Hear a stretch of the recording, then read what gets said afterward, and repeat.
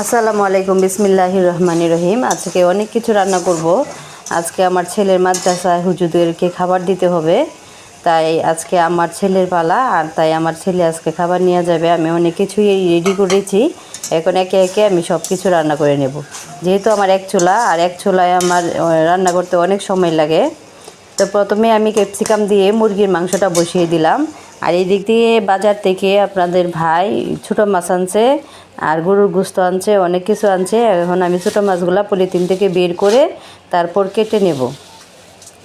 আর ছোটো মাছ কাটতে তো একটু লেট হয়, এটা আপনারাও জানেন। তো এখানে কত টাকার মাছ আমি জানি না, তো এই যে পুটলা থেকে বের করতেছি, একে একে সব কিছু বের করে তারপর আমি এখানে কাটাকুটি করব। তো একে একে দেখে নিচ্ছি যে কী কী বাজার থেকে এনেছে। তো ওই দিক দিয়ে শসা এনেছে, ধনে পাতা এনেছে, মুরগি এনেছে, আর এই গরুর গোস্ত এনেছে, কাঁচামরিচ এনেছে, ছোটো মাছ এনেছে, আর বাকিগুলো আমার ঘরেই ছিল, আর বাজার থেকে আনতে হয় নাই। আর এইখানেই 1500 টাকার বাজার, কি বলবেন, এত অল্প বাজার, তারপরেও 1500-1600 টাকা চলে গেছে এইখানেই। তো আমি এখন মাছগুলা কেটে কুটে নেব। আর এখানে মোটা লবণ এনেছি মাছ ধোয়ার জন্য।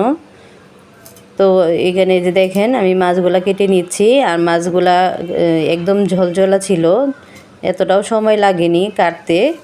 তো আমি কেটে কুটে ধুয়ে এখন রান্নার জন্য প্রস্তুতি নিয়ে নিচ্ছি। আর এখানে প্রথমে আমি কিছুটা পোলাও রান্না করে নেব। তো পেঁয়াজ কুচি আর গরম মশলা দিয়ে, আস্ত গরম মশলা দিয়ে আমি পোলাও চালটা দিয়ে ভালোভাবে ভেজে পোলাওটা রান্না করে নেব।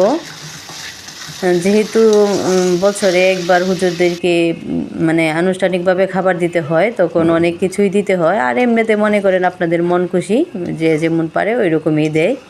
তো আজকে যেহেতু আমার পালা, তাই আমি অনেক কিছুই রান্না করতেছি হুজুরদেরকে দেওয়ার জন্য। আর যেহেতু রমজান মাসে তো ইফতারের পর আগ্রাতের খাবার, আবার সেহরির সময় খাবার।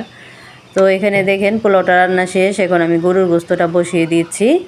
আর একে একে গরুর মাংসের যা যা মশলা লাগে সব মশলাগুলো আমি দিয়ে দেব। আপনারা তো জানেনই গরুর গোস্ত রান্না করতে কী কী মশলা লাগে। তো সব কিছু দিয়ে আমি এখানে পেঁয়াজ কুচি করে দিয়ে দিব, যেহেতু আমি পেঁয়াজটা বাটা ব্যবহার করি নাই। তো এখানে পেঁয়াজ কুচি দিয়ে আদা রসুন দিয়ে দেব, এটা রসুন আর আদা বাটা দিয়ে দিলাম। দিয়ে তারপর এখানে আমি কিছুটা তেল দিয়ে হাতে মাখিয়ে বসিয়ে দেব গরুর গোস্তটা। আর আমার কাছে গরুর গোস্ত হাতে মাখিয়ে বসাতেই ভালো লাগে। আপনাদের কাছে কেমন লাগে অবশ্যই কমেন্টের মাধ্যমে জানাবেন। তো মাখানোর পরেই অল্প পানি শুধু হাতটা ধুয়ে দিয়ে দিলাম। তো চুলায় বসিয়ে দিলাম আমি গরুর গোস্ত। গরুর গোস্তটা মাত্র কষানো হচ্ছে, পুরোপুরিভাবে হচ্ছে না। এখানে আমি কিছুটা গরম পানি ঝোলের জন্য দিয়ে দেব। কোনোভাবে স্লিপ হয়ে গেছে যে ঝোলের জন্য পানি দেওয়াটা। তো এইখানে পারফেক্টলি আমার গরুর গোস্তটা হয়ে গেছে। এখন আমি একটি কড়াইয়ে কিছু শুটকি ভুনা করে নেব। আর শুটকিটা একদম সামুদ্রিক শুটকি, ওই শুটকি গরম পানিতে ধুয়ে দিয়েছি। আর এইখানে পেঁয়াজ আপনার যে পাপড়ির মতো কেটে নিয়েছি, আর আস্ত করে রসুন কেটে নিয়েছি, কিছুটা কাঁচামরিচ দিয়ে তারপরে এখানে অল্প মশলা দিয়ে আমি শুটকিটা কষিয়ে নিব। আর এভাবে শুটকিটা খেতে অনেক ভালো লাগে। আমি এভাবে শুটকিটা রান্না করি, আমার কাছেও অনেক ভালো লাগে এভাবে শুটকিটা খেতে। আর এই যে ফ্লেভারটা যে বের হয়েছে, এত মজার একটা ফ্লেভার বের হয়েছে শুটকি বোনা থেকে, কী যে বলবো। আর এখানে আমি কিছু মাছ ভাজি করে নিব।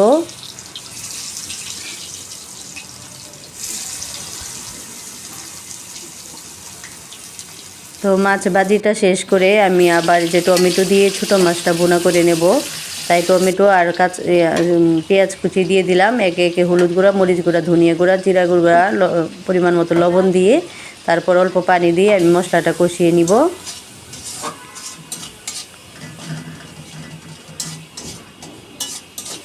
তো মশলা কষানো হয়ে গেছে, এখন যে মাছগুলি আমি এখানে দিয়ে দেব। আর সবগুলো মাছ আমি নিই নাই, যেহেতু এখানে অনেকগুলো মাছ, আমি অল্প মাছই নিয়েছি শুধু হুজুরদের জন্য। কারণ রমজান মাসে দেখা যায় যে বাচ্চারা তো মাছ একদমই খেতে চায় না, ওদের একটু মুরগি মাংস হয়ে গেলেই হয়। তো এখানে কিছু কাঁচামরিচ ফালি করে দিয়ে দেব। আর 5 মিনিটের জন্য ডেকে রান্না করে নেব।